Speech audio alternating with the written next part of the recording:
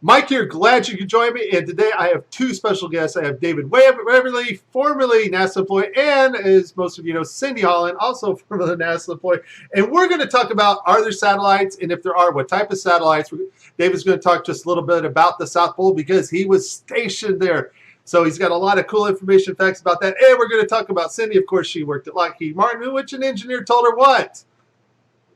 That the Earth is flat. The Earth is flat, straight from an engineer at Lockheed Martin. Now, if anybody knows if the Earth's flat, Lockheed would know. So, David, let's hear, what did you do for NASA? And tell us about your experiences. I know you work for Goddard Space Center. Tell us about your experiences at the South Pole. Yeah. Okay, so I actually wasn't at the South Pole because there isn't a South Pole. Oh, but, whoa. Is there something to walk on down there? I mean, first of all, Antarctica, regardless of whether you believe in a globe or a flat Earth with a encircled, encompassed Antarctica, Antarctica is a landmass covered with ice, a whole lot of ice. How far out did you get to go? How much ice is there? Anyway, so you know I don't have a serious face. Sorry, dude. You get. But how far out did I go? I was in McMurdo Station. Okay, so you're right on the edge, under just directly south of New Zealand, right? Yeah, that's sort of. I mean, everything is south. Well, yeah. Right. Yeah. Okay. Yeah.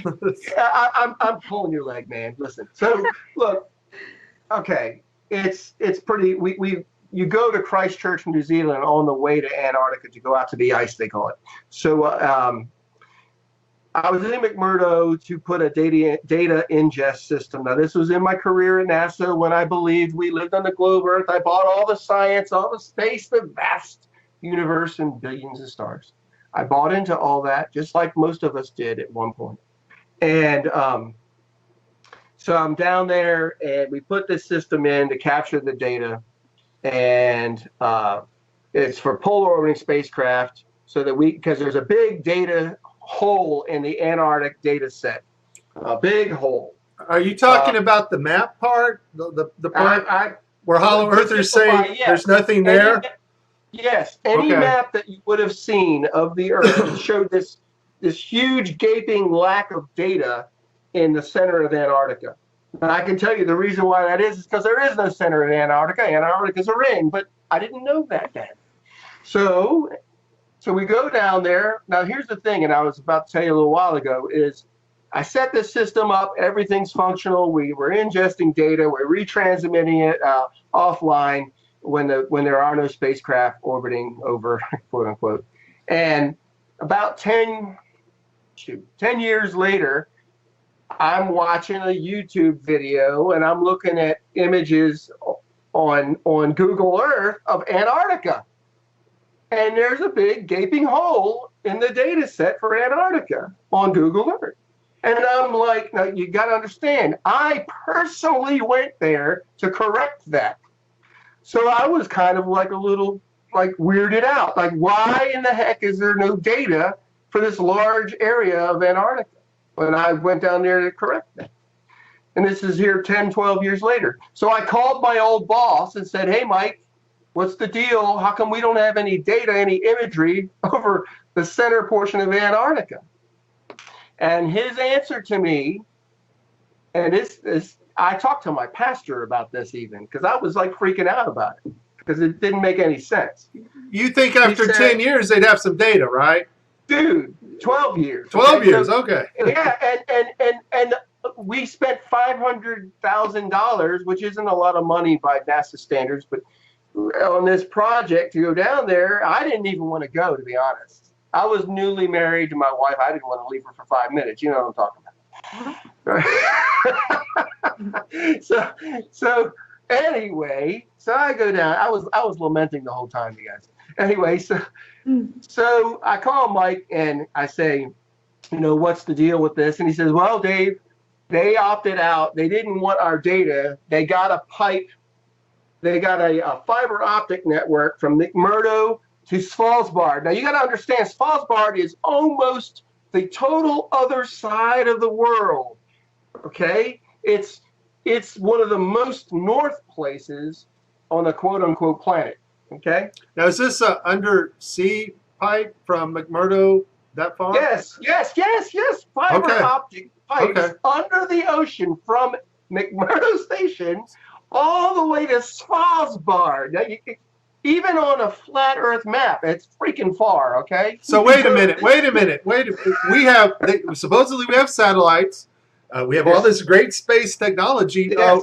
Why the heck do we need a fiber optic pipe But from listen, McMurdo? that's what I'm getting at. So he's telling me this, and this is what he's telling, and I'm going.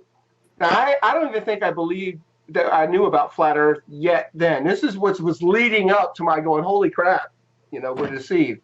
So I'm on the phone with him, and he's retired at this point from NASA. I'm like, well, that doesn't make any sense. Why the hell? He said, well, they opted out to send the data to Svalbard. That's the Norwegians, okay? And that they would process the data and sell it back to us. What? I'm just saying. So I'm like, okay, this doesn't make any sense at all. Doesn't, Now remember, how many guys can you talk to that said, hey, I personally went down there and put it in a data retrieval system for polar orbiting spacecraft in Antarctica? You hear that every day, right? Well, in the flat Earth community, there's a few. Yes, I know that. Yes. So it's important that everybody understand that you were there to map what's essentially still not there and still not mapped today. That's right. To fill out an area of data, a huge area that was not there. And it's still not. See, here's the thing. He says, well, yeah, they pipe it over the fiber optic network to Svalbard, and then they sell it back to us. Well, it's still a big gaping hole in the data. Hello. So 2017, we have yet to map a portion of one of our continents if the Earth is a globe, correct? And we supposedly, quote unquote, have continuously polar orbiting spacecraft. Guys, listen. There's a whole series of spacecraft that I worked on also called EOS, Earth Observation Systems. And it was like 5 different spacecraft, and they each looked at different spectrum. One was for atmospheric qualities, another was Terra, anyway. They are all polar orbiters because the whole idea is that the Earth is spinning and these daggone satellites go around and they get a different swath of the world as the Earth spins underneath it. Right, strip data. Again, I'm speaking. Huh? That's called strip data, right? Yeah. And so, okay, and from a global perspective, that makes sense, right? Okay, so how come there's no data still from the southern part of Antarctica? Well, according to Rob Simmons, and he gave us Russia's, Japan's, and the U.S.'s image servers, the Titan, the Himari 8, and the Epic Discover are all pictures of models taken from ground-based cloud radar, and then they put the model together of Earth. All their image data is fake. It's not a picture of Earth from space. So we know that about those satellites because Rob Simmons, and that's the guy, in case you don't know, folks, it's Photoshop. It has to be. Well, it has to be Photoshop because there are no pictures of Earth. So we know for a fact those images are not from space. They're just images put together by a computer called MyDoll. And so now you're saying you were stationed in Antarctica. Your job was supposedly to map this missing big area. Because NASA, if they show a radar of the South Pole, you see this big gaping round circular hole there of no data of anything mapped. And so your job was to map this out. 12 years later, you come to find out that they mapped nothing. It's still the same today, right? Correct. Matter of fact, I did some research on my own work and looked it all up because they have what's called mission design reviews. Okay. And Cindy, you probably know about that, right? So I know. Yeah, we had that in our. Yeah. And so they would also look at proposals, whether a mission or a project was viable. And it's a lot of work leading up to before you're ever even able to execute any part of a project. And that's how they raise costs, and people have careers for 30 years on one spacecraft project. But anyway, I'm just saying. So, I know. so I looked it up and I could find all this work that my boss had gone and campaigned with University of Wisconsin and all these guys, and there was all these project plans and proposals regarding this, so why they were going to spend the money, why we were going to go down there and do that. You could find it. It's out there because I looked it up. I wanted to see what led up to why I went there, you know? And basically, his answer does not give an answer because it doesn't make any sense. He didn't answer the fact that there's a big gaping hole in the data still. In other words, nothing mapped. That's what we call a gaping hole in the data. There's nothing there.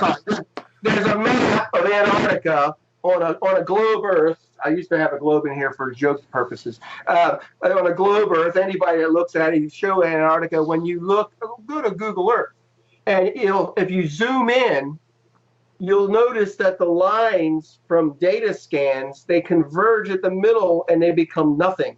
It's just white. There's no data. It's kind of filled in, kind of like the guy who made the Earth image, right? It's Photoshop because it has to be. All right, yeah. Awesome. Now, David, you, Cindy, and I, we were talking about actual what we would call real satellites, not ones orbiting a ball, of course, but real satellites that actually resonate probably on a frequency perfectly in our magnetic field. They have found technologies, and Cindy, you know you've heard of the TR3, the funny triangle-shaped spacecraft they got. We have aircraft that actually can hover almost indefinitely in tune with our magnetic field. That's what I'm understanding. Cindy, you mentioned a project that you cannot talk about, of course, and we'll respect that. But they are, in most part, what are really satellites, correct?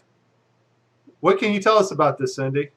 Well, I have not researched that particular aircraft myself, but I can tell you that the research that I've done shows us that the satellites that they claim are orbiting Earth are not orbiting Earth. There are not flying around the ball, kept in check by gravity by constantly falling and missing the curve, right? Correct. Okay. That are never seen in any photos, by the way. That's a crazy concept too, that you're spinning around a ball, constantly falling and missing it because you're going 17. Sci-fi movie. Yeah, that's science fiction. Want to create a sci-fi movie? It's a really good topic, but in reality, yes, they're building satellites because I have friends who work for these companies who build them. Yes, sir. There are people who build these and work on these programs, and that's not fake. What's fake is that they are being sent into orbit. That's the part that's fake, and so that's the part that we're researching. We're looking into these anomalies because we know that outer space is not factual. It's created. It's not. It's a sci-fi movie. It's not something that's able to be. You can't go there. Yes. It's we just can't get to the moon. So Cindy, let me ask you, Cindy, I've talked to NASA engineers and they claim, well, I work on satellites. Are you saying that somebody who works at NASA could actually work on parts of the equipment that go on things that are actually going up in the air to hover, orbit Earth, or right along our magnetic field? Because David, you were talking about they find this sweet spot, a resonating frequency, that they have technology that they can stay up there as long as they stay in tune with Earth's magnetic field. Is it possible employees, Cindy, can build these things and they tell them it's an orbital satellite, but still be functional and be used for maybe one of these platform devices? It's hard to know what they would be used for because we're not in the know.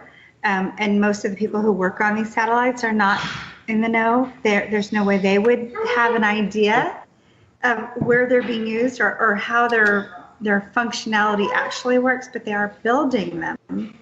I know I have a close friend I grew up with who works at Boeing, and when I first started posting that satellites were fake, she was very upset with me because she works build satellites. Well, a lot of us work with people who build or work on satellites. I've worked for NASA. I've worked for the Air Force. I've worked for Lockheed Martin. I've worked for Raytheon. I've worked in other NASA contracting positions, and we're all doing something. We're all working on projects and programs. The problem is it's a need-to-know basis. Everything is need-to-know. You're told what you're told. You do your job. You come to work, and you retire, and that's pretty much it. So most folks would never know that the hard work that they're doing is not what they think it is. Can I interject on that? Yeah. That idea? Yes. Okay. When I was at Goddard, Mike and Cindy, and anybody listening, there's this environment of it's a wonderful, almost utopian ideal where you're all doing this great work for the betterment of mankind, and you almost believe this. You really do. And a lot of us at Goddard, it wasn't just a job, it's what we did. I mean, you could sleep there and shower there and shop there. They had a shop, and so they create this environment that's conducive to. Nobody starts going, "Oh, they're keeping secrets from us." I mean, that's so. Anyone listening to this should not think like the people they're kept under a ball and chain, and it's such an utterly amazing work environment that you never stop to think we're doing something bad. Right. I mean, you're it's a given. You're doing this wonderful work, and everybody's doing their little portion, and then they launch a spacecraft. Ooh, cool. You know. And what he's saying is exactly right. The environment is happy, proactive. They teach you, they train you. Everybody's friendly. I mean, for the most part, I was with NASA for 4 years, from 1996 to 2000. My time with NASA was my first actual career position outside of college. I was terrified, but I was so excited. And to meet all those people and to think back to the folks that I've worked with, amazing people. So I don't want anybody who works for these companies or works for the DoD to ever think that I'm putting down NASA employees or Air Force employees or any of them. I still have a love for them, still friends with them. We're all under this blanket of unknown. None of us know the truth. That's what it is. Nobody knows unless you're in the top. I don't know. Probably. Even the top at NASA, they probably don't know. It's all obscured by fervor and excitement and ideals that most of us were taught since kindergarten. Right. Yeah. If you think about the movies that have come out and the way that it affects the mind, so sci-fi movies, rockets, there's a movie called The Knowing, and they put together a thing, what do you call it? It goes into the ground. It's the, I can't think of the title of it, but it's all the kids from 50 years prior drew pictures of what they thought. Time capsule. Thank you, time capsule. Yeah. They put in pictures of what they thought, and I thought it was funny that they drew rockets. Who would have thought 50 years prior of rockets unless it was put into our media? There's no other way you'd even think of a rocket unless media portrayed rockets as future. Of course. So I saw I've been watching this movie a lot lately because I pick apart movies as I try to figure out what they're doing next. And so I pick apart Hollywood movies, but The Knowing is a good one because it kind of shows you the direction that they're taking. They're using specific agendas, space absolutely, the globe absolutely, evolution is huge. And so they're taking these things that we've been taught since kindergarten, and they're manipulating people to believe. And these are psychopaths. They don't have guilt. They do not have feelings. Correct.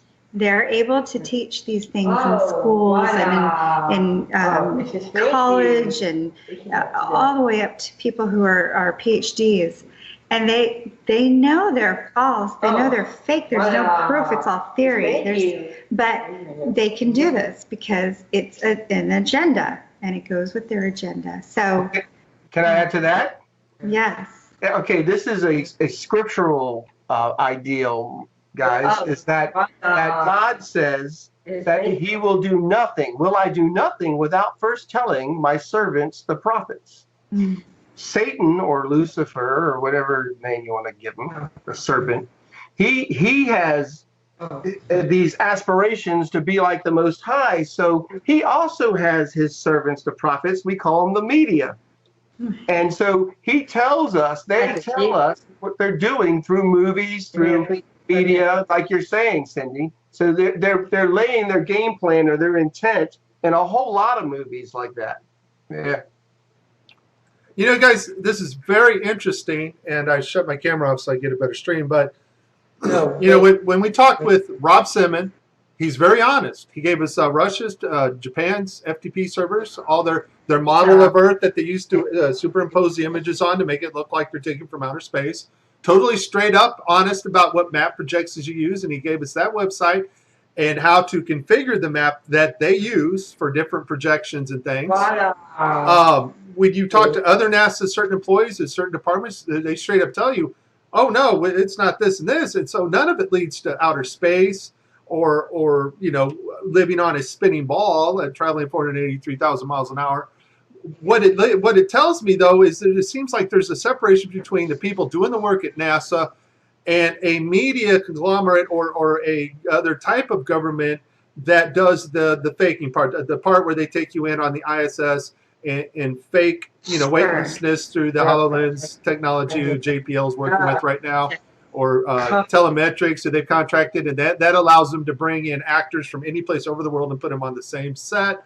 It's almost like the stuff that these engineers are building are actually used and put on these platform type what we'll call satellites, just for a better lack of term right now, so they can look at the Earth and get cloud cover and things.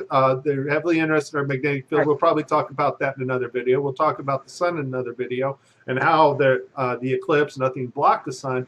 But it almost seems like there's this other type of government thing going on that's sort of separate from NASA. It's like NASA has another division that we would call liars and deceivers, you know, part of NASA. And then we have the people that actually do real work and real technology for NASA. That's what it's looking like. What are you guys' thoughts on that? Absolutely. Again, the mass of people, and they are many, there was between 17,000 and 35,000 at Goddard at any one time throughout the history of Goddard. All of those workers, like Hubble was built in our clean room at Goddard, right? It never enters their mind that what they're doing is going to be for deception. They think that it's for science, for knowledge, for the betterment of mankind, so that we could understand how we were created, right? Which the very thought of that's kind of insane, but anyway. What do you got to say to that, Cindy? Can you please repeat what you just said, David? I said that that just at Goddard alone, there's a lot of people that work for NASA in its entirety, that work who are engineers and scientists and other support personnel supporting all of that infrastructure. That at Goddard alone, there was between 17,000 and 35,000 people just working at Goddard. Okay, so when I was at Dryden, and it's not called Dryden Flight Research Center anymore, they did change the name not too long ago. I don't know what the new name is, but when I worked there from 1996 to 2000, we had to go through Y2K. And because I was an IT support person, I know exactly how many computers there were. I'm going to give you a basis. It was 2,500 computers that I had to fix prior to Y2K, which is, you know, everybody remembers Y2K. If you don't, you need to go research it. But So I can tell you, we had approximately 2,500 computers, which equates to approximately 2,500 folks. If I had to guess, based on my experience in those 4 years, as a truther now, and I became very awake in 2009 to most truths, and I became aware of flat Earth in May of 2016. So I have many years as an awake person. When I go back and I think about the photographers who were in the office next to me, who came out of the building and said they couldn't believe people believed in the fake moon landings. That was in 1997, 98. I don't remember the exact date. I just remember it happening. So wait. NASA employees that are in the know are going, I can't believe these people bought into that moon landing crap. Oh, guys. This is what I overheard, yes. No. You just reminded me of something I mentioned the other day to somebody who was like, oh, a pastor friend of mine. At Goddard, we had a digitization project in the education office. A guy named Dr. Bob DeBreese was the head of education at NASA Goddard. I did a lot of education outreach, but I was also technologically adept, so they would include me in these extra projects. We were going to digitize all the lunar lander and all of the Apollo mission stuff they had in archive, and it was missing. It was gone. Oh, boy. Okay. and I remember, but here's the thing. Then I still believed all the other garbage. So I was like, well, it didn't make any sense. You know, like, how would you lose? I guess the most historic moment in all of mankind. Why would you lose that? You lost all the telemetry data to the most important event ever, right? Yes, they got like freaking 10 sound bites from the lunar mission, you know. I'll tell you, I was the retrospect administrator. Retrospect is a system that we used to back up computers for the whole facility. So this is dating myself, obviously, because retrospect is, I think it's outdated. I don't think anybody uses it now. But if you look in history, you will see that retrospect was the technology, the app, basically. We didn't have Windows. This was a long time ago, so it was different. But we used a system called retrospect to back up computer systems. Now, if I'm understanding my role right as the backup administrator for Dryden Flight Research Center, everything was backed up every night based on my job, what I did. I backed up computers, and it was a system. It did it automatically. Now, wait, Cindy. Are you backing up like super important data like the moon data, or was the moon data not as important? And everything that was on they're personal freaking MP3s. So we can lose the moon data, but we're backing up everybody that swiped their key card for the last 20 months, right? Yes, okay, I got it. Just as long as I understand NASA's priorities. Gotcha. Yes. So we're backing up the work that they do each day to make sure that they're not. Family pictures. What's that? Family pictures. Look, wait. Because I'll never forget my first week at Goddard. I went into an engineer's office, like he's a freaking GS-15 or something, okay? That's like a $250,000 a year, okay? It's like 150 to 250 a year salary. I go into his office, one of his hard drives had crashed. I'm not making this up, guys. And I get called on a tech support call. I pull his drive and I run this data retrieval tool. And it's all organized pornography. It's all porn with categorized folders. That's terrible. But my point is that all that stuff is all saved. Right. Well, you got to back up the porn. Can't lose that, right? But we lost the moon data. Data. Yeah. There's a lot of, and this is off topic a little bit, but there's a lot of cancer at Edwards Air Force Base where Dryden Flight Research Center is located. I don't think that's accidental. I don't believe that that's accidental. I believe that there's a reason why they allow so many, I don't know what it is. It's not just chemicals. There's so many things going on at the base, at Edwards Air Force Base, that environmentally are harmful to humans.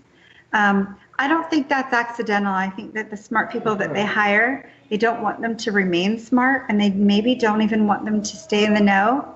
We had an SR-71 pilot who, I think it was 2007, somewhere in there. Anyway, she was an SR-71 pilot, Marta Bonmeyer. She was flying SR-71s for her career, and she died in a small airplane accident in the mid-2000s. So you understand, I have a lot of questions about these so-called weird, strange deaths that happen, whether it's cancer, whether it's an airplane crash, whatever it is. I have a lot of questions. Marta Bonmeyer crashing a plane and dying after flying the SR-71? It's odd. Yeah, well, she's not the only one, though, Cindy. There's YouTube videos about a guy that worked in Antarctica, supposedly found out something. It seems like if you're a type of person that they can't trust and you have information that need to know information only, it seems like some of these people are dying mysteriously or disappearing even, right? Or they're having mental issues that cause them to have to take or to be prescribed, not have to take, but Correct. be prescribed drugs that alter their mind to the point that they're practically useless. Correct. Yeah, that's a good setup, right? Because, somebody comes clean, like you guys, whistleblowers, and they go, well, they're doing this and this and this. But then all of a sudden you can go back and say, well, we have their mental history here. Yes. And they're not nuts. They're nuts. Yeah, they're nuts, and they're not really saying the right things. We are taking care of them. We have them on medication, but they're just saying wrong things, and so we can discredit that way also. Yes.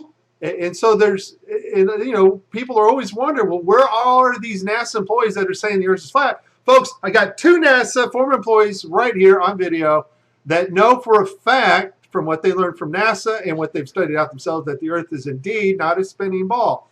Amen? Amen. And I know, Amen, Cindy, I know that you got family to tend to right now, and I would like to make some more videos with you guys because, David, we still got to talk about planes flying along a magnetic field of some type because we know everything's based on electromagnetics. We know that. We know from the eclipse that the sun and moon are just projection lights, and I'd like to hear you guys' theory about that. Cindy and I got some photos to show, so the next video I'll bring those photos. Cindy and I do not agree on everything, and that's great because we need that.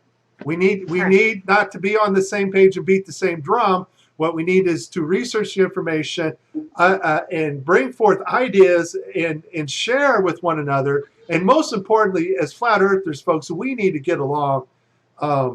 I can't stress that enough. There are no shills and gatekeepers in the flat earth community. There is no such thing as that. Nobody has the key to the whole thing, and they're just hiding it from us, okay? It's not even possible. And, and I get so mad. Yeah, I don't share the views of maybe Jaron or Bob or even Cindy. I don't share all her views. But I can tell you she is not a NASA gatekeeper, and I can tell you she's not a shill. She is very genuine. She is serious, and most importantly, she loves the Lord Jesus, and so does you and myself, David. Amen. And I'm so glad that you guys had a chance to watch this video with us. I think we could even do a series, Mike. You want to do a series, David? Thinking about all the subjects that we've discussed today, just on our own, aside from the recording. Honestly, if your listeners are interested, I'm open to doing a series and doing different subjects on each one. Yeah. Well, David's already got a YouTube channel, and you're going to have a YouTube channel, Cindy. So I want to call it Cindy Guns.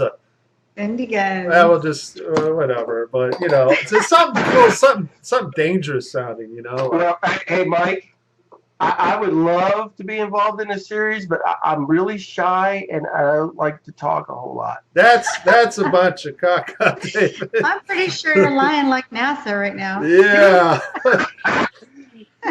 Yeah, well, no, because David, you had some good points about planes. I'd like to talk maybe about planes like the TR-3, which Cindy didn't know about, but I got pictures of one.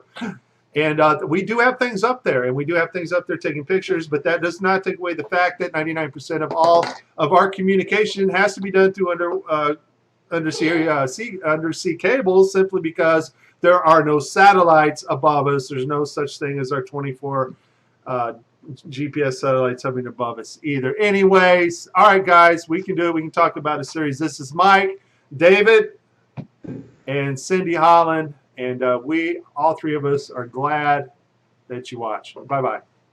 Bye. Thanks, guys. God bless.